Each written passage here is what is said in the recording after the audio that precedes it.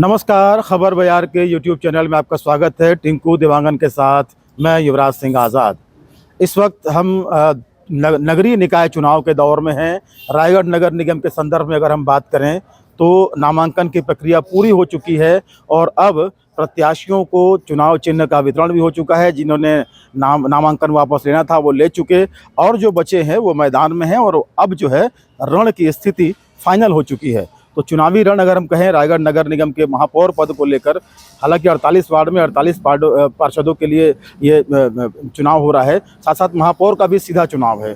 तो बातचीत करते हैं जेठूराम मनहर जी से, जो कि रायगढ़ नगर निगम की स्थापना के बाद सबसे पहले महापौर कांग्रेस के टिकट पर बने थे और उसके बाद जो है अब निर्दलीय प्रत्याशी के तौर पर, महापौर प्रत्याशी के तौर पर चुनाव मैदान में है और इनको चुनाव चिन्ह मिला है गिलास छाप में। तो सबसे पहले आपको इस चुनावी रण में उतरने की बधाई, शुभकामनाएं। अब आपसे सवाल का सिलसिला शुरू करते हैं कि आखिर जेठूराम मनहर को क्यों लगा कि अब जो है निर्दलीय प्रत्याशी के तौर पर हमको चुनाव मैदान में उतरना चाहिए। आप सभी को खबर बयार की इस मंच से रायगढ़ नगर के सभी मतदाता को, मेरे सहयोगियों को नमस्कार करता हूं। आज रायगढ़ नगर निगम के चुनाव में आज मैं हिस्सा लिया हूं और मेरा छाप गिलास छाप है, कांच के गिलास।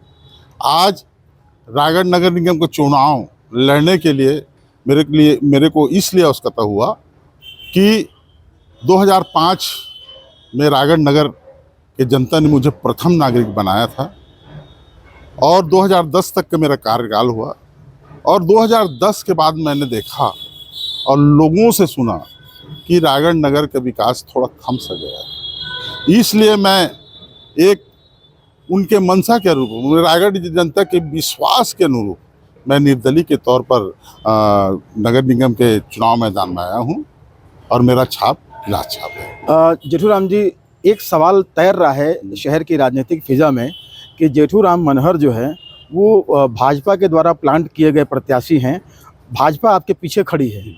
देखिए, जेठूराम मनहर ने अपना मूल जो वो था, क्या बोलते हैं, पार्टी, उस पार्टी को आत्मसम्मान के लिए इस्तीफा दे दिया।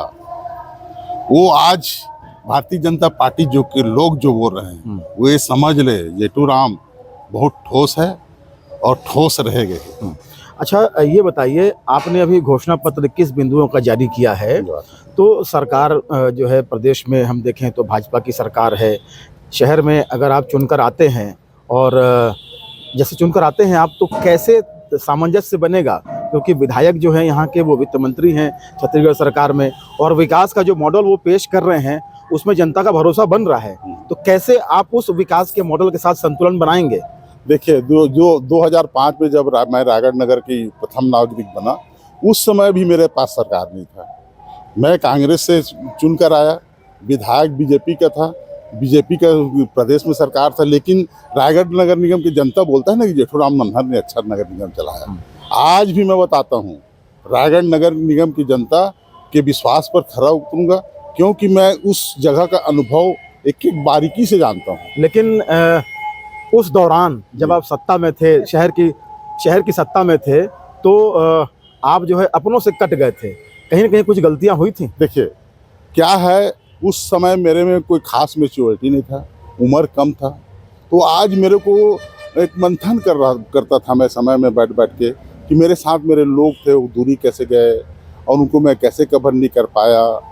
और मैं एक सार में पहुंचा कि कहीं न कहीं चार पहिया का कमी है। चार पहिया के कारण लोग मेरे से दूरी हुए, कहाँ चोट उतरता है नहीं बोले। तो आज मैं एक घोषणा किया हूँ उसमें कि मैं अगर रायगढ़ नगर निगम के जनता मेरे को मेयर बनाता है तो मेरे आज जो सवारी है स्कूटी, उसी स्कूटी से घूम करके रायगढ़ शहर का विकास करूंगा।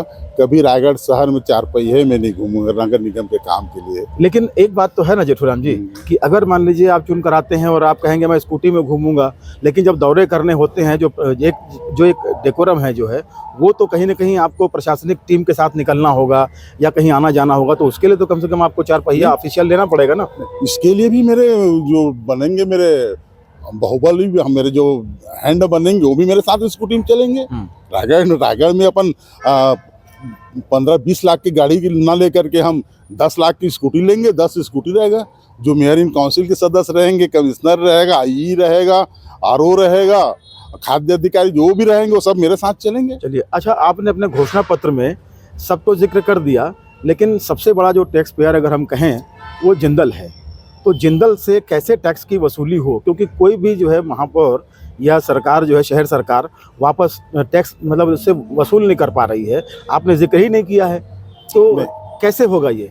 देखिए, उसमें हालांकि जिक्र नहीं हो पाया है, छूट गया है, लेकिन वो आप लोगों के माध्यम से मेरे दिल में आ गया है। और ऐसा कोई भी चीज़ नहीं कि रायगढ़ नगर निगम कोई भी ऐसे टैक्स नहीं वसूल सकता। बस इच्छा शक्ति होना चाहिए लोग में, तो वो इच्छा शक्ति मेरे में है, आप लोग जान रहे हो। अच्छा, एक बात जो आता है कि कांग्रेस में रहते हुए जब जानकी काटजू जी महापौर प्रत्याशी थीं, तो उस समय महापौर थी। अब फिर वो महापौर पद की प्रत्याशी हैं कांग्रेस से। इधर जीवर्धन चौहान है, चाय वाले के नाम से उनको प्रचारित किया गया है। हालांकि बहुत सारे पोस्टर्स उतरने लगे हैं अब। तो वो ऐसे तमाम लोगों की स्थिति में जो है, और फिर एक बड़ा जो अपडेट निकल कर आया था कि भाजपा द्वारा जीवर्धन चौहान को जो है टिकट दिए जाने के बाद से जो सतनामी समाज है, काफ़ी नाराज़गी है। तो इन सब परिस्थितियों में जेठूराम मनहर खुद को कहाँ पाते हैं? नहीं, देखिए, सतनामी समाज नाराजगी तो है। किसके प्रति है? बीजेपी के प्रति है। भाई, आज इतना बड़ा बाहुल्य क्षेत्र है जिसके कारण आज रायगढ़ नगर निगम आरक्षित होता है सतनामी के लिए। और उस दल में सतनामी ऑलरेडी थे जो लायक थे। उन लायक को नहीं मिला तो सतनामी समाज तो विरोध करेंगे। अच्छा, अगर आप चुनकर आते हैं तो एक सवाल बड़ा वाजिब तौर पे बना हुआ है कि जेठूराम मनहर अगर निर्दलीय महापौर के पद पर जीत कर आते हैं तो किधर जाएंगे, भाजपा में या कांग्रेस में? ये मैं यदि रायगढ़ नगर निगम का महापौर बनने का सौभाग्य यदि मेरे को दोबारा बन होता है निर्दलीय मेरे गिलास छाप में, तो मैं आप लोगों को यहाँ पर वादा करता हूँ, मैं एक जनमत करूँगा और जनमत तय करेगी जेठूराम को कहाँ जाना है, कहाँ नहीं जाना है। चलिए, बहुत बहुत धन्यवाद जेठूराम जी बातचीत करने के लिए। और निश्चित तौर पर आप जिस सफ़र पे निकले हैं, आप कामयाब हों, हमारी शुभकामनाएं हैं। तो ये थे जेठूराम मनहर जो बता रहे थे अपना प्लान, कि क्या इनका प्लान है, क्या इन्होंने जो रोड मैप तैयार किया है, और कैसे निर्दलीय के तौर पर अपने आप को एक मजबूत प्रत्याशी के तौर पर देख पा रहे हैं। बहरहाल, खबर बयार के इस वीडियो में बस इतना ही। खबर बयार के यूट्यूब चैनल को अधिक से अधिक सब्सक्राइब करें, हमारे कंटेंट लाइक करें, शेयर करें, और प्लीज़ कमेंट करके ये ज़रूर बताएं कि ये वीडियो आपको कैसा लगा। नमस्कार।